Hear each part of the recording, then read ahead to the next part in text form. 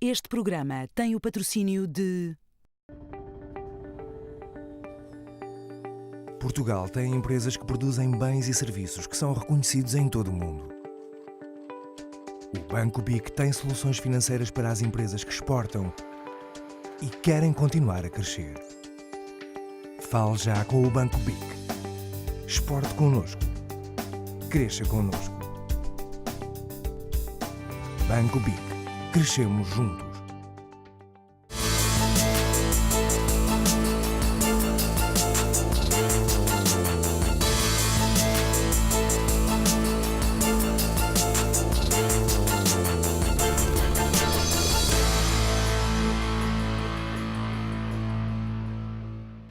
Bem-vindo ao Negócio Angola. O setor do imobiliário está a crescer em Angola e tem atraído novos investidores para o nosso país.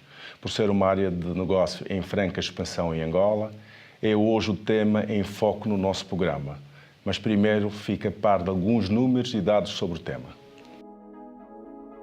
O mercado imobiliário angolano registra um bom ritmo de desenvolvimento económico, mostrando maturidade e consolidação. Entre 2008 e 2012, Angola recebeu cerca de 64 mil milhões de dólares de investimento direto estrangeiro, uma média anual de quase 13 mil milhões e que corresponde a 93,7% do PIB nacional.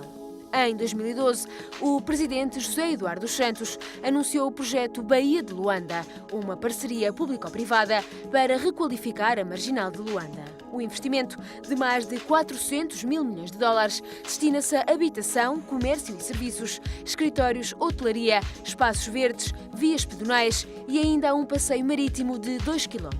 No total, são 494 mil metros quadrados de área em construção, distribuídos por 3 parcelas ao longo da marginal.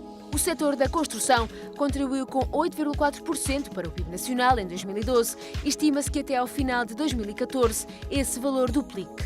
Luanda continua a concentrar os principais polos imobiliários de Angola. No entanto, províncias como Lubito, Benguela, Soio e Cabinda estão neste momento na mira dos investidores como futuros centros de desenvolvimento económico. Outro dos setores em forte crescimento é a hotelaria. Dados de 2013 mostram que os 75% da ocupação hoteleira de Luanda contribuíram para o dinamismo do mercado nacional. O crescimento angolano é, assim, cada vez mais visível nas mais diversas áreas e, neste caso, os investimentos imobiliários apresentam taxas bastante atrativas e o retorno de verbas está entre os 16% e os 19% para o mercado de escritórios e de 12% a 17% no mercado residencial. O crescimento é esperado em todos os segmentos do mercado, tendência impulsionada pelo desenvolvimento económico do país e pelas novas necessidades imobiliárias. Para analisar connosco este tema, explicar-nos o que ele envolve, convidamos Bruno Xavier Pina. Bruno, bem-vindo ao Negócio Angola. Muito obrigado pelo convite. Bruno, gostaríamos então de saber mais sobre o setor, o que é que caracteriza o setor imobiliário em Angola.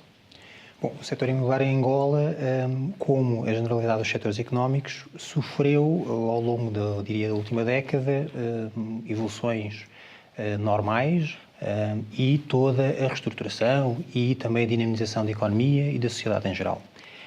Quer isto dizer que, do ponto de vista de análise, o setor pode ser caracterizado como um período que pode ter ido de 2002 a 2009, em que, obviamente, houve uma tremenda necessidade de acudir à procura de produtos imobiliários para satisfazer as mais diversas necessidades, desde logo da habitação ou de escritórios, por exemplo. Depois um segundo período que podemos considerar que terá ido desde 2009 até 2012, 2013, em que houve naturalmente e invariavelmente também uma certa retração, aí em virtude da influência internacional, e isso realmente refletiu-se também em Angola e refletiu-se também no mercado imobiliário.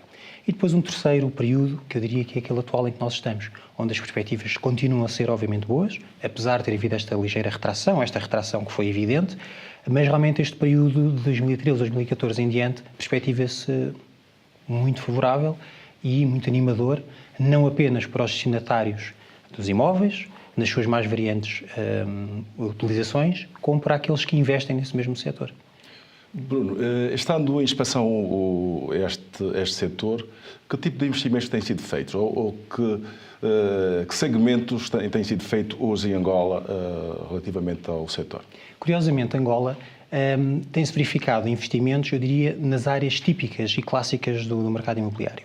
Desde logo a habitação, depois o comércio, e também os escritórios, a indústria e o turismo. Ou seja, Angola naturalmente também verificou e também assistiu a um investimento nestas 5 áreas do setor imobiliário. Correto. Naturalmente que todas elas tiveram evoluções diferentes, tiveram ajustamentos da procura ou da oferta à procura específicas de cada uma delas, com nuances próprias de cada uma delas, mas a verdade é que todas elas têm vindo a sofrer, se não interesse crescente, aliás, eu diria que sofreram um interesse óbvio, apostas óbvias por parte de investidores, e hoje em dia, umas mais do que outras, estão agora também a despontar de uma forma mais intensa, como por exemplo o turismo, em contraponto, por exemplo, com a habitação ou com o mercado de escritórios. E qual é o retorno do setor imobiliário hoje em Angola? Como é que vê o retorno? O retorno dos dados que nós temos, uma vez que, tendo em conta a minha profissão, que é advogado, obviamente, e de investidores, daquilo que nos é possível apreender e assimilar e assistir também na profissão, o retorno é bastante positivo e bastante atrativo. A questão é que muitas vezes associado ao retorno atrativo há um determinado risco ou há determinados fatores que os investidores naturalmente estão muitas vezes dispostos a assumir ou a não assumir. E isto também é muito importante e muito interessante porque como o mercado em geral, a economia em geral angolana evolui a olhos vistos, como é absolutamente comum e sabido de todos, também esse retorno, o desafio tem sido, de certa forma, conciliar esse mesmo retorno com a maturação da economia e a maturação do sistema, desde logo jurídico, a clássica questão da desburocratização, a clássica questão, por exemplo, do registro dos imóveis, a clássica questão também da desburocratização administrativa associada às autorizações que são necessárias para desenvolver um projeto imobiliário, e também, naturalmente, a aprovação de um conjunto de leis que foram sendo aprovadas, outras ainda vão ser, que são absolutamente essenciais para que o mercado ainda continue a ganhar maior maturidade, sem as quais torna-se mais difícil, ou pode se tornar mais difícil captar determinado tipo de investidores. Mas isto não quer dizer que eles não existem e que não estejam em Angola.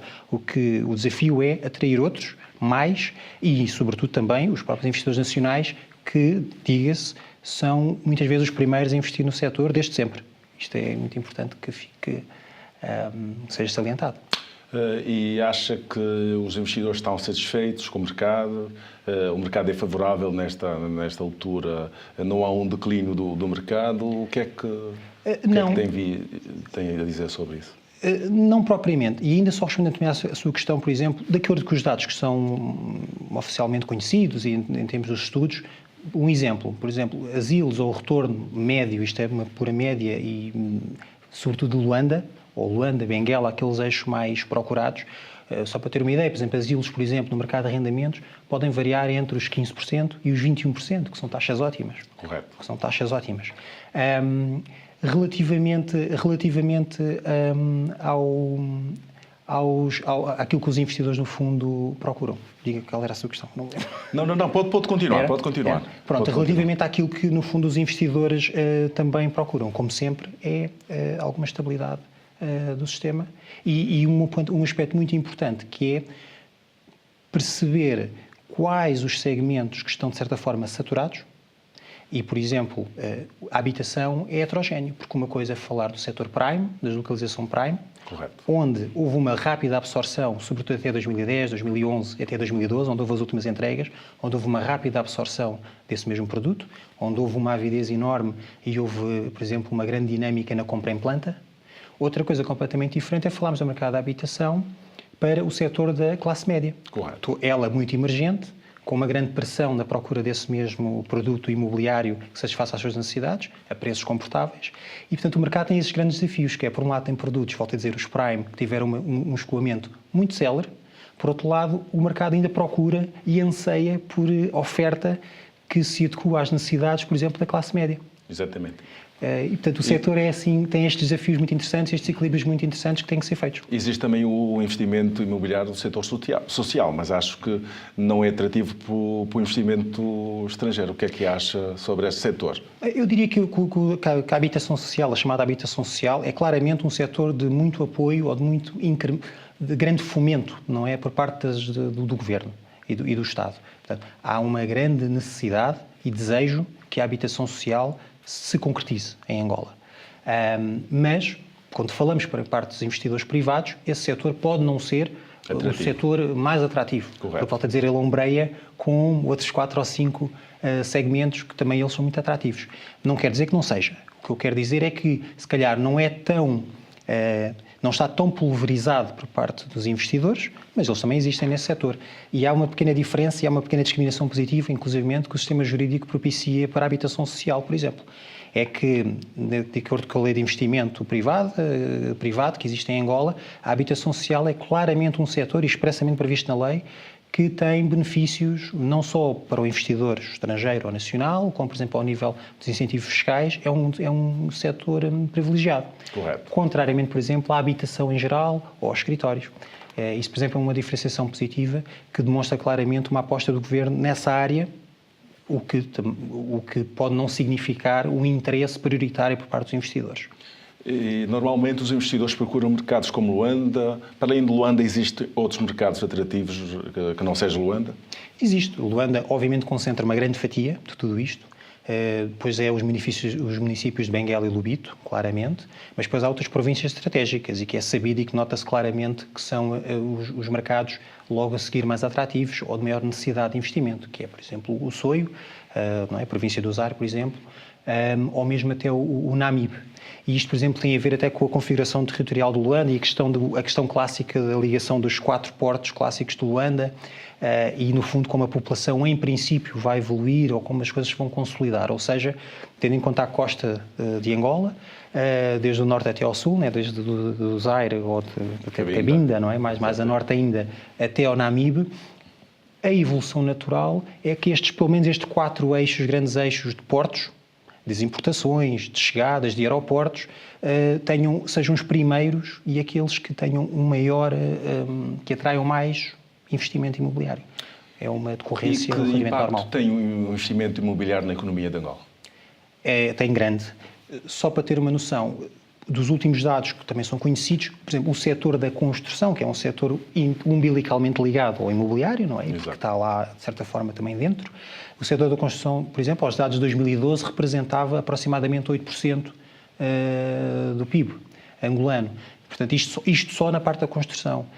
Por acaso, os dados, eu até estive a tentar apanhar os últimos dados, mas certamente rondará, sempre com a falibilidade dos números, mas certamente o dobro disso ou mais. Portanto, é um setor muito importante porque, do ponto de vista social, do ponto de vista das empresas, não nos esqueçamos que Angola tem uma particularidade, que é, como é um país altamente captador de investimento estrangeiro, e como é um país que necessita de recursos estrangeiros, por exemplo, há uma conjugação de necessidades, que é não só de acomodar o parque empresarial e as empresas que afluem em Angola e que já estão em Angola, como também acomodar as pessoas, e são muitas, que afluem ao território angolano para exercer atividade.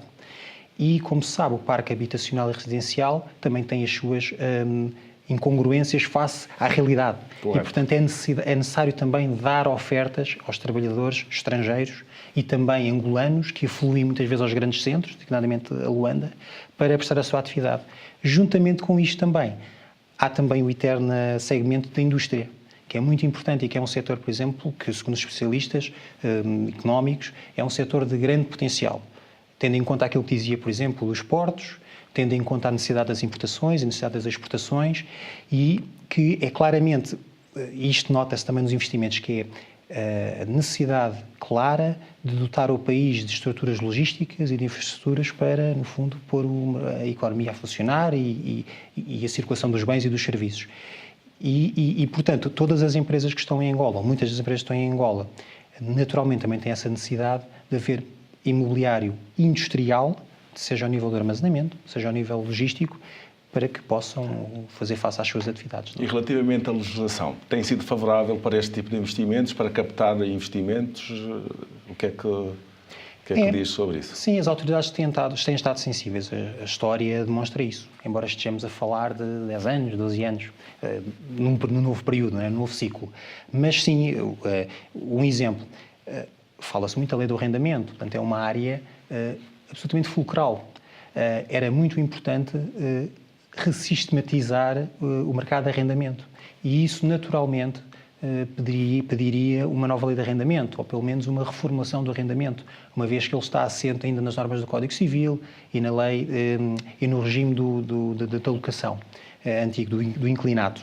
E isto muitas vezes gera, estamos a falar de uma lei de 50, 60, com o Código Civil, isto às vezes gera nos players locais e também nos consultores alguma dificuldade de acomodar as necessidades e interesses de todas as partes. Portanto, era muito importante, chegados a 2014, que realmente a lei do arrendamento fosse uma realidade. Isto é um exemplo. Há outros exemplos, por exemplo, a mediação. Eu há bocadinho falava que houve uma grande afluência à compra em planta, por exemplo. Hoje em dia nota-se um afrouxamento deste tipo de aquisição e agora já há mais uma preocupação do comprador em analisar os imóveis, a fazer toda uma investigação, muitas vezes até do próprio banco ou impulsionado pelo próprio banco.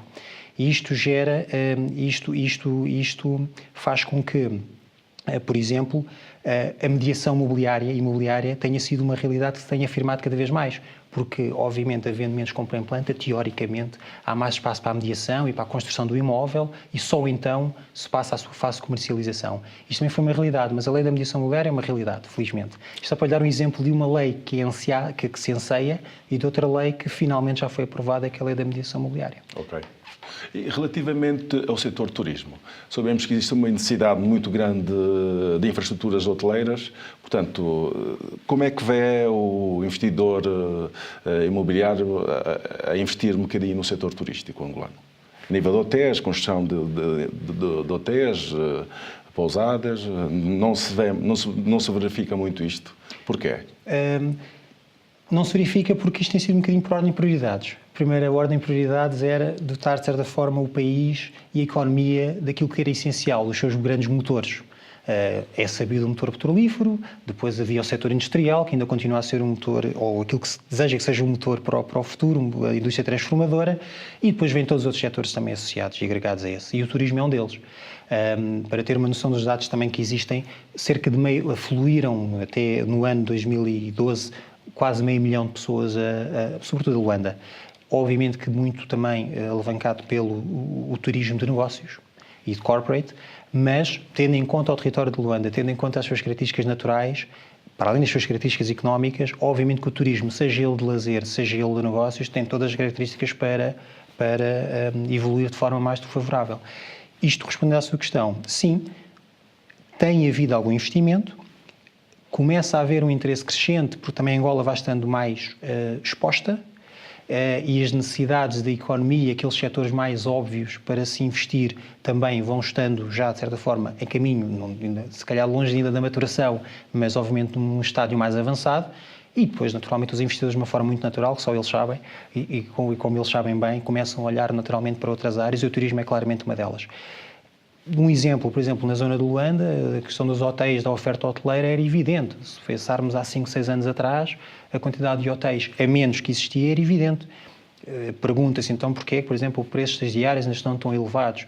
Isso tem a ver, e se calhar diz as leis de economia, e não sendo economista, que se calhar a oferta ainda não está ajustada à procura. Se calhar era preciso mais hotéis. Isto só no exemplo de Luanda. Mas há exemplos de outras unidades em Benguela e o Ambo e no Luban. Quer dizer, depende. O país vai sempre respondendo. Obviamente os estímulos é muito por Luanda, mas todas as outras províncias, mais cedo ou mais tarde, ou até às vezes de forma paralela, acabam também por responder e também por captar de forma igual o investimento e os estímulos dos investidores. Bruno, muito obrigado por ter estado no programa e espero vê-lo em outras ocasiões. Muito gosto. Muito obrigado.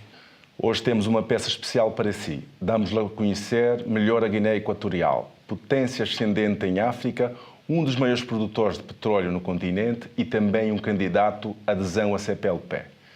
Vamos ver. A Guiné Equatorial é uma república situada na costa ocidental africana. O país está dividido por vários territórios descontínuos do Golfo da Guiné, fazendo fronteira com o Gabão, São Tomé e Príncipe, Camarões e Nigéria. A capital é Malabo, uma cidade com cerca de 82 mil habitantes.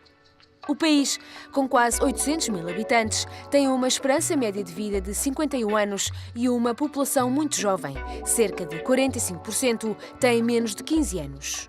Sendo uma antiga colónia espanhola, tem como língua oficial o castelhano, mas recentemente o francês e o português foram decretadas como segunda e terceira línguas oficiais. Já a nível económico, a Guiné Equatorial é o país mais rico abaixo do Saara, com o maior índice de rendimento per capita. O setor com maior peso na economia é a indústria, com 90%, seguida do setor dos serviços, com 6%, e, por fim, a agricultura, com 4%. A descoberta de jazidas de petróleo e gás na década de 90 tornou a Guiné Equatorial no maior produtor de petróleo da África subsaariana e, consequentemente, num país com alta taxa de crescimento económico. Desde então, a Guiné Equatorial viveu um ciclo próspero de crescimento que se mantém até hoje, embora agora numa proporção menor. Em 2013, o crescimento do PIB foi de 5,3%. Já no ano passado, o Banco Mundial atribuiu à Guiné Equatorial o lugar 170 num conjunto de 177 países no ranking de liberdade económica e ainda o lugar 162 entre 185 nações relativamente ao ranking Doing Business. Ao nível de trocas comerciais, os principais clientes da Guiné Equatorial são o Japão, França, China e Estados Unidos. Já no que toca aos fornecedores, Espanha aparece em primeiro lugar, ficando os restantes 3 lugares ocupados pela China, Estados Unidos e França.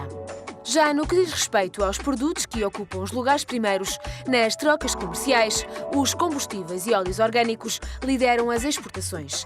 Já nas importações, são as máquinas e aparelhos mecânicos e elétricos e obras de ferro ou aço.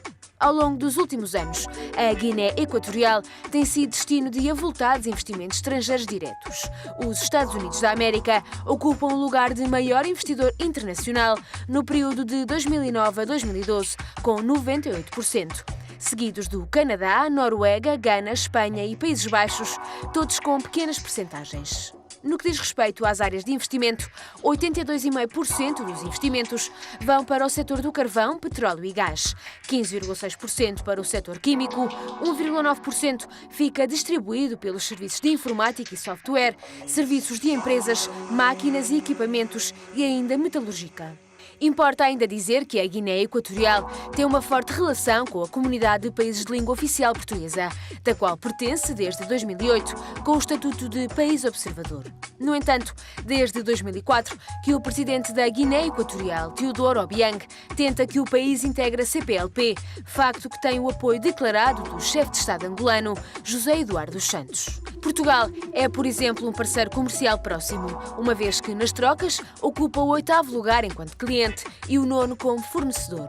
Já o Brasil ocupa o 15º lugar enquanto comprador e o 8º enquanto vendedor. Por fim, importa referir que a Guiné Equatorial continua a absorver e a rentabilizar os investimentos estrangeiros.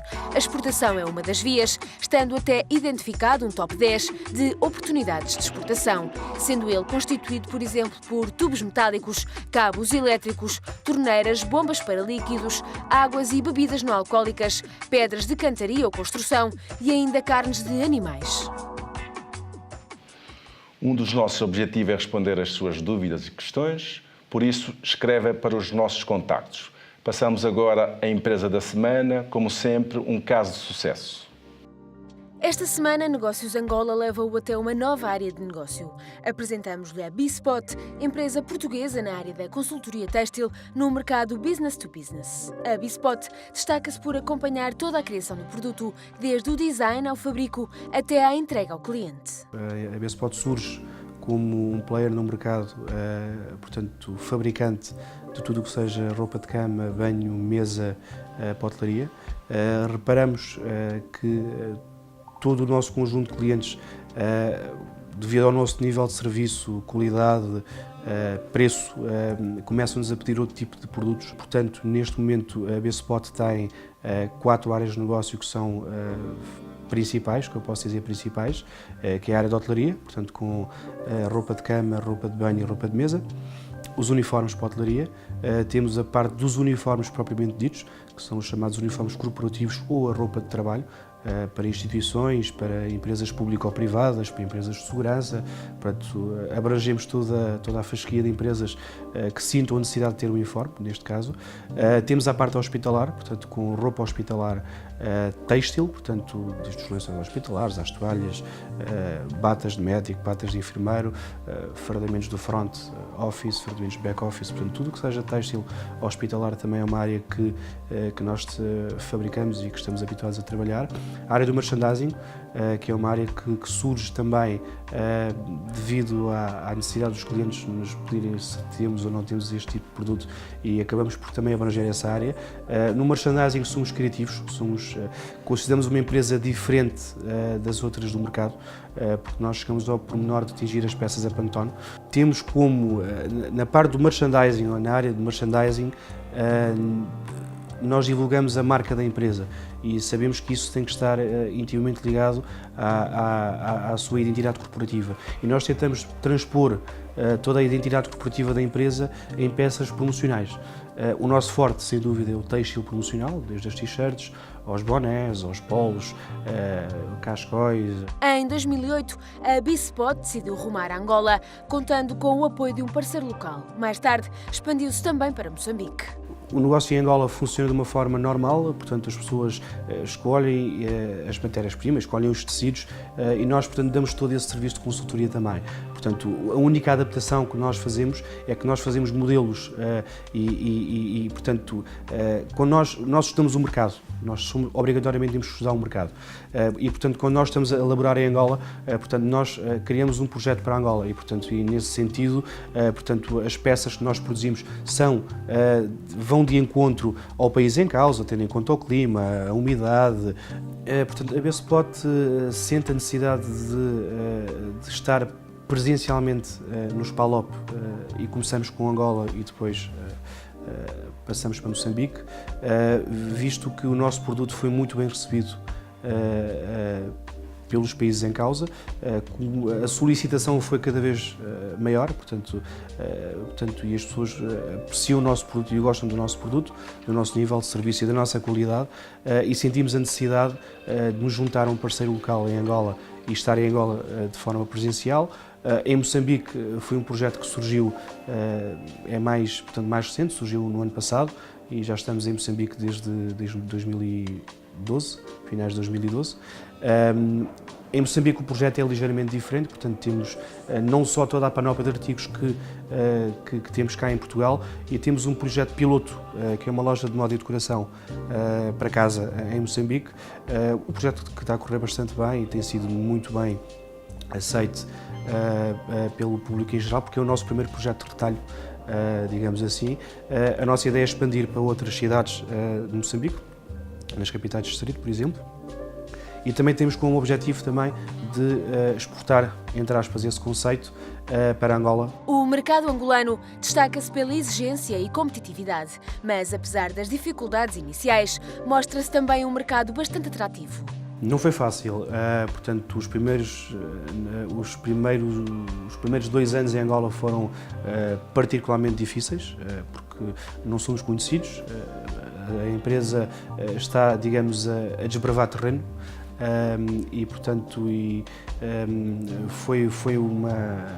Digamos que foi um projeto que nos deu muito trabalho. Já vínhamos com algum portfólio de produtos que já tínhamos exportado para Angola, mas uma coisa é exportar, outra coisa é estar presente no mercado mas as coisas pouco a pouco foram surgindo, as nossas propostas foram aceites. Nós também viemos com propostas inovadoras no mercado, com peças com design, peças atrativas e com cortes e com texturas completamente diferentes, e isso certamente foi digamos que foi uma chave para o nosso sucesso em Angola e nos PALOP em geral. E em Angola nós temos trabalhamos praticamente todas as áreas. Portanto, a área do turismo é uma área que está em franco crescimento em Angola, onde nós somos, em Portugal, um dos maiores players nacionais na área da hotelaria. No futuro, a empresa quer solidificar a sua presença em Angola e Moçambique, nomeadamente através da criação de fábricas locais, proporcionando mais postos de trabalho e novas oportunidades de negócio. Estamos a estudar portanto, a montagem de uma fábrica local e fazer uma fábrica local em Angola e em Moçambique também. Portanto, queremos ser considerados empresas nacionais e contribuir para o crescimento de postos de trabalho a nível dos países em causa. Isso é um dos projetos que nós temos e que estamos a estudar neste momento. Portanto, não temos datas ainda, mas ainda estamos em fase de estudo para fábricas em Angola e Moçambique. E depois também estamos sempre portanto, atentos ao mercado. Anualmente, a Bispot vende em Angola cerca de 1,5 milhão de uniformes, 500 mil peças de roupa de hotelaria e 750 mil de roupa hospitalar. Ainda assim, a empresa, com mais de uma década de história, não quer ficar por aqui. Trabalho e formação são algumas das dicas que semanalmente lhe damos na agenda de oportunidades. Por isso, tome nota. Luanda recebe de 2 a 5 de junho o 18º Congresso da Associação das Sociedades de Eletricidade de África, com o tema Mix Energético em África, Desafios e Perspectivas. O Congresso tem como objetivo principal incentivar a integração do setor elétrico africano através da promoção e cooperação dos seus membros, com vista a facilitar e realizar projetos de interligação das linhas elétricas. A organização espera a presença de mais de 500 participantes provenientes de todas as regiões do continente e de várias partes do mundo. Esta será uma oportunidade de partilha de experiências, ideias e oportunidade de negócios para o setor energético africano. Saiba mais na página oficial em www.18º-congresso-ASEA-Luanda.com. A Feira Internacional de Luanda irá receber a 4ª edição da Feira Internacional de Ambiente, Equipamentos, Serviços e Tecnologias Ambientais entre os dias 5 e 8 de junho. O tema deste ano é promover as tecnologias ambientais em todos os setores da vida nacional e conta com o apoio do Ministério do Ambiente angolano. Para saber mais sobre esta iniciativa, acede ao site www.fil-angola.co.ao. Terminamos assim mais um Negócio em Angola. No entanto, já sabe que voltamos na próxima semana. Pode contar com mais um tema do seu interesse e uma análise especializada. Nós contamos consigo. Até lá, tenha uma boa semana e bons negócios.